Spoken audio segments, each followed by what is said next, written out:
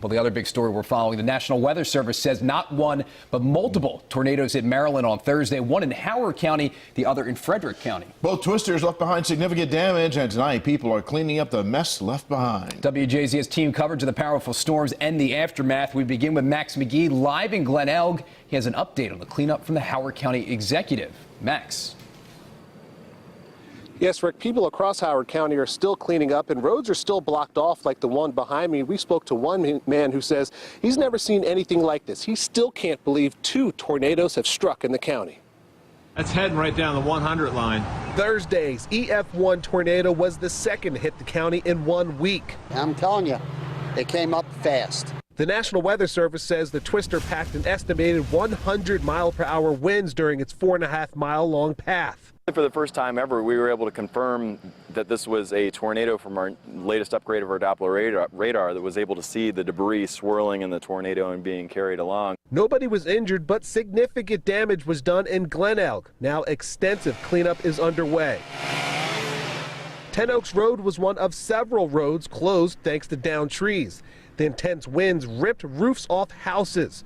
This man was inside when his collapsed. The whole house was shaking. Our DPW crews, our first responders have been working nonstop. Howard County Executive Calvin Ball says at the height of the storm, thousands of people lost power, but now it's been restored to almost all customers in the area. And there were anywhere between 3,000 and 6,000 BG&E customers out, and we had over 30 roads that had to be closed. The National Weather Service confirmed a second tornado hit Maryland Thursday afternoon.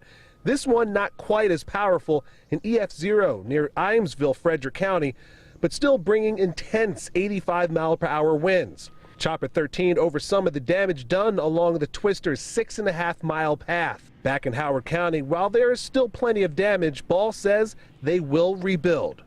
We're resilient, and hopefully this will be the last one that we see for a while.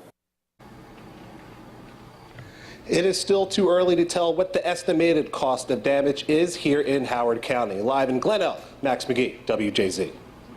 Max, thank you. Let's go down to Bob Turk, who has a closer look at the 2 tornadoes that hit yesterday. Bob. Actually, they were probably the same storm. It first hit, as you mentioned, they're out in Iamesville near Ballinger Creek in Frederick County. It was an EF0, not nearly as strong as the second storm.